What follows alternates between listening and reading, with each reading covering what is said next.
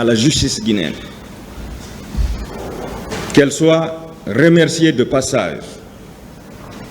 Dans le cas d'espèce, Monsieur le Président, c'est un ancien chef d'État, ses anciens ministres et les responsables militaires qui sont poursuivis par leur propre population. Il a fallu 13 ans d'attente, de larmes et de désespoir pour que les victimes, après plusieurs plaidoyers sur le plan national et international, voient ce dossier sur la table d'une juridiction de jugement.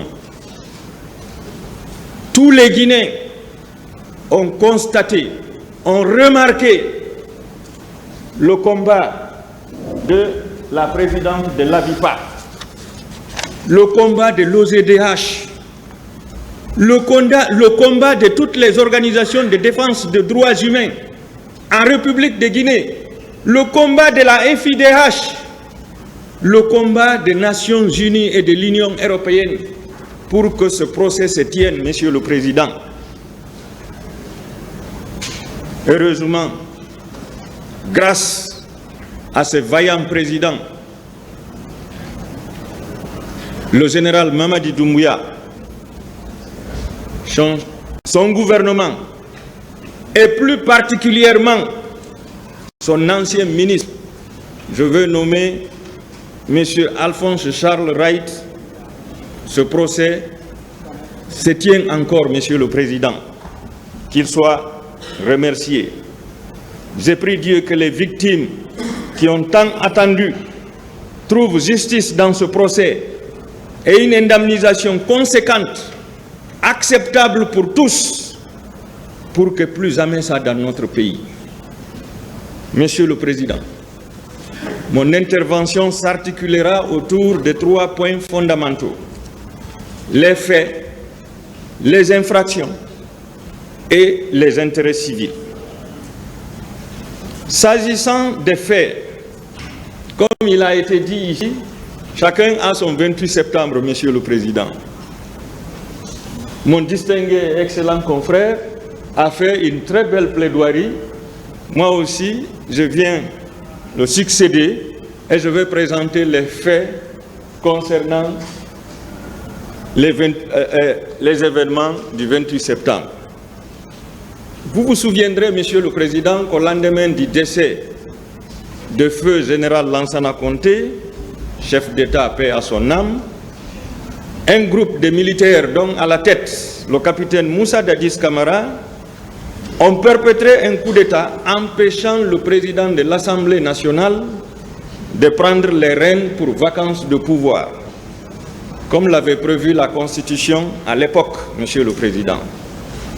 Cette junte au pouvoir, à travers son chef, le capitaine Moussa Dadis Camara, s'était engagé à conduire une transition au bout de 6 mois et d'organiser des élections libres et transparentes pour un retour à l'ordre constitutionnel.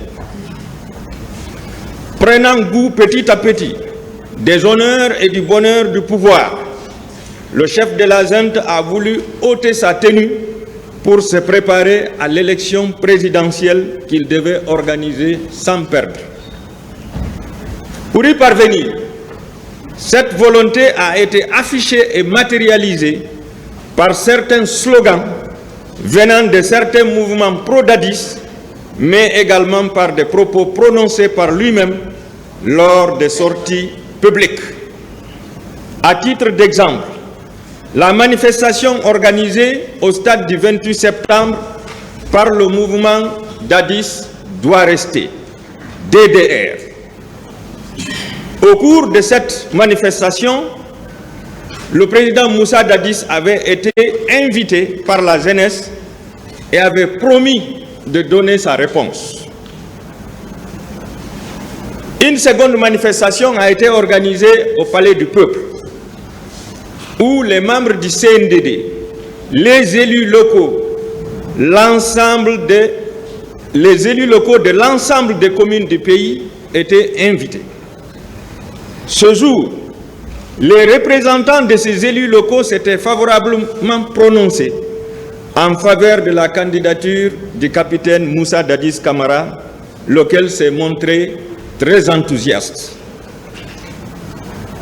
Son discours à la place des martyrs, où il déclarait, citation, « Aucun Guinéen n'a de droits plus que moi. Si je veux, je me présente. Si je veux, je ne me présente pas. » Voici l'huile qu'il a versée sur le feu et qui a fait déborder la flamme.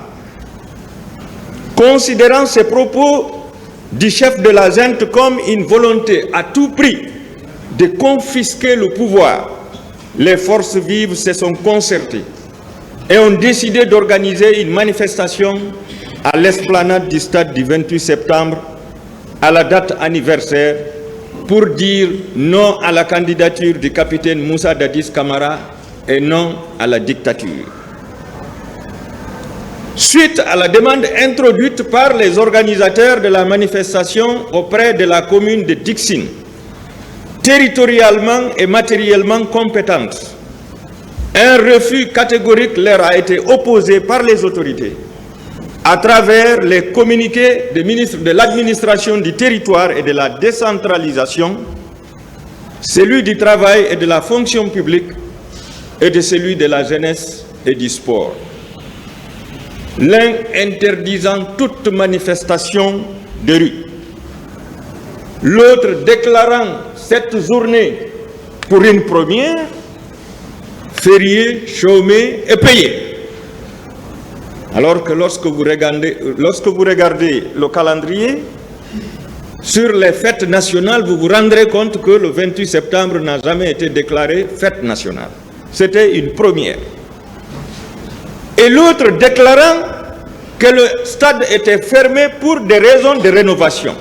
Voici les arguments qu'ils ont présentés pour refuser catégoriquement la tenue de cette manifestation.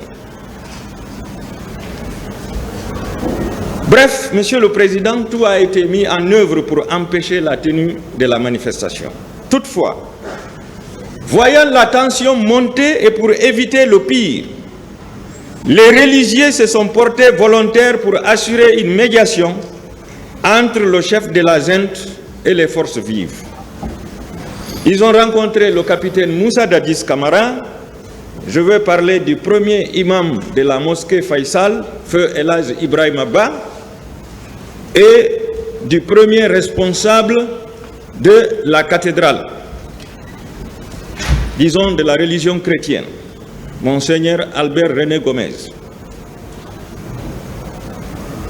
Donc, ils ont rencontré, Monsieur le Président, le chef de la junte et les forces vives.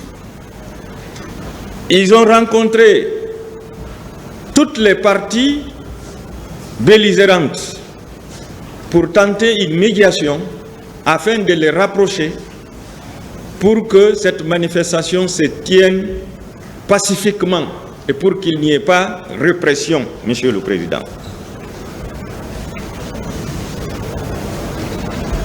Mais, Monsieur le capitaine Dadis Camara, le chef de la junte, a manifestement opposé son refus, Monsieur le Président. Et cela a été fait dans le but de concrétiser sa volonté de confisquer le pouvoir.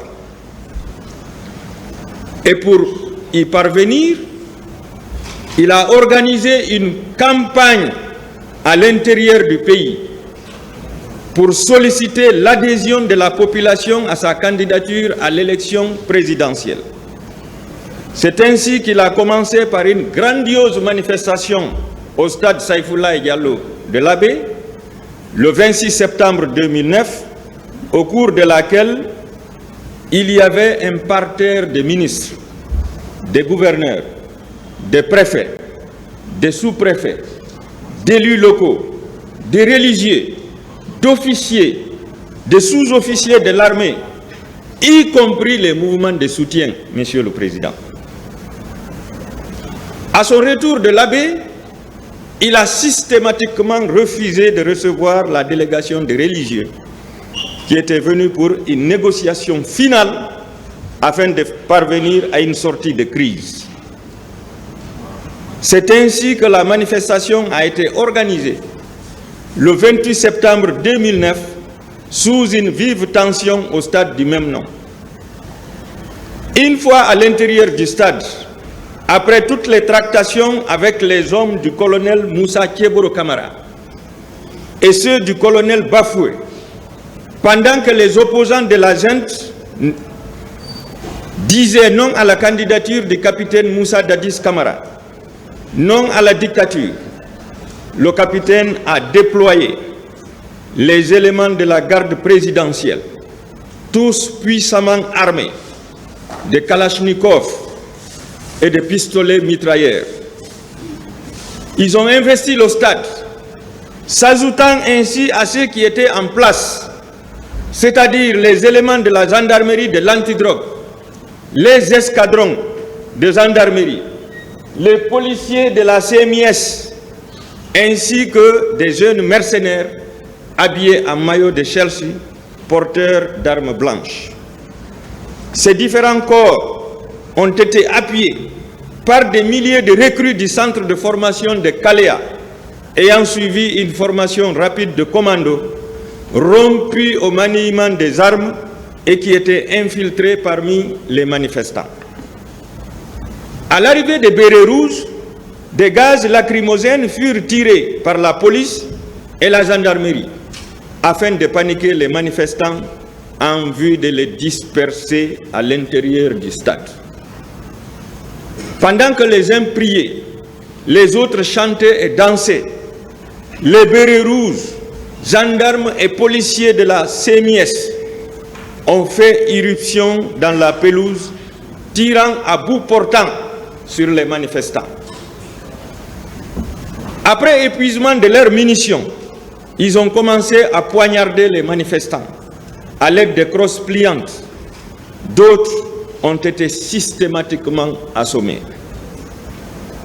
Les recrues de Kalea infiltrés parmi les manifestants et les éléments habillés en maillot de Chelsea qui étaient à la quête du recrutement ont immédiatement sorti leurs armes blanches pour poignarder des milliers de manifestants et égorger d'autres. Parmi ces armes blanches, il y avait des couteaux, des machettes, des morceaux de bois avec des pointes et des matraques, Monsieur le Président. Étant sur un terrain fertile et avec la bénédiction des plus hautes autorités du pays, ils ont ouvert le feu, poignardé, égorgé, frappé les manifestants jusqu'à obtenir un bilan satisfaisant des victimes pour le CNDD, son chef et la hiérarchie militaire. 1480 blessés, 91 fracturés avec les coups de crosse, plus de 100 femmes violées sur place. D'après le décompte que j'ai fait, Monsieur le Président, à travers les procès-verbaux d'audition des parties civiles et les rapports présentés par les deux commissions d'enquête, j'ai fait un décompte de 2652 morts, plus une pick-up pleine de corps, comme je ne peux pas décompter le nombre de corps qui pouvaient remplir la pick-up. 21 disparus répertoriés par la Commission nationale d'enquête indépendante. Il suffit de voir leur rapport. Malgré ces bilans macabres, les atrocités ont continué les jours et nuits qui ont suivi au camp Alfaya Diallo, au camp Koundara, à la CMIS de Kamayenne, contre les hommes et femmes transférés par les ravisseurs. Ils subissaient nuit et jour des actes de torture et de viols collectifs. D'autres femmes ont été séquestrées dans des villas privées durant plusieurs jours par des militaires pour subir des viols collectifs et d'esclavage sexuel. Dans la même journée, des domiciles privés des leaders politiques et d'autres citoyens, des boutiques, des magasins, des conteneurs ont été vandalisés par des bérets rouges.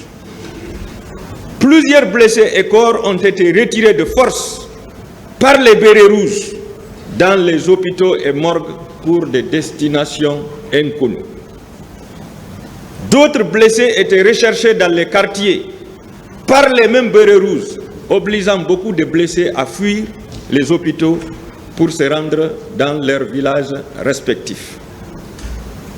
Beaucoup de blessés, Monsieur le Président, ont fui les hôpitaux et ont été obligés de se rendre dans leurs villages respectifs pour suivre des soins à l'indigénat, Monsieur le Président, par peur d'être découverts, identifiés par ces criminels pervers.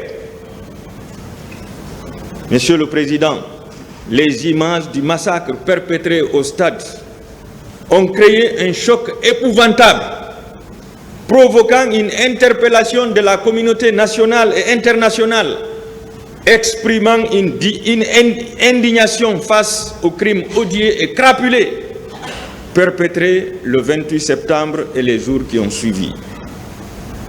C'est d'ailleurs à cause de ces images, Monsieur le Président, que les deux commissions d'enquête ont été créées sous la pression de la communauté internationale et plus précisément du secrétaire général des Nations Unies.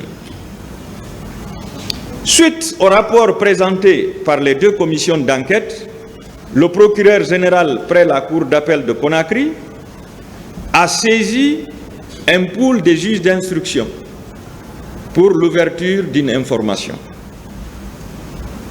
À l'issue de cette information qui s'est déroulée avec toutes les difficultés et durant 8 ans, 11 personnes ont été renvoyées devant ce tribunal criminel pour les infractions d'assassinat, meurtre, viol, pillage, incendie volontaire, outrage à agents de la force publique, torture, enlèvement, séquestration, non-assistance à personne en danger, etc.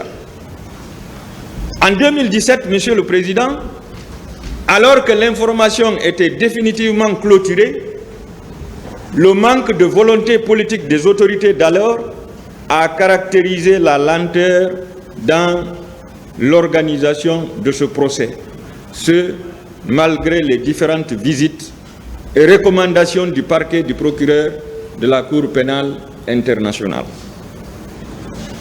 Il a fallu l'engagement ferme des autorités actuelles pour voir enfin ce procès se tenir. Qu'elle en soit toujours remerciée.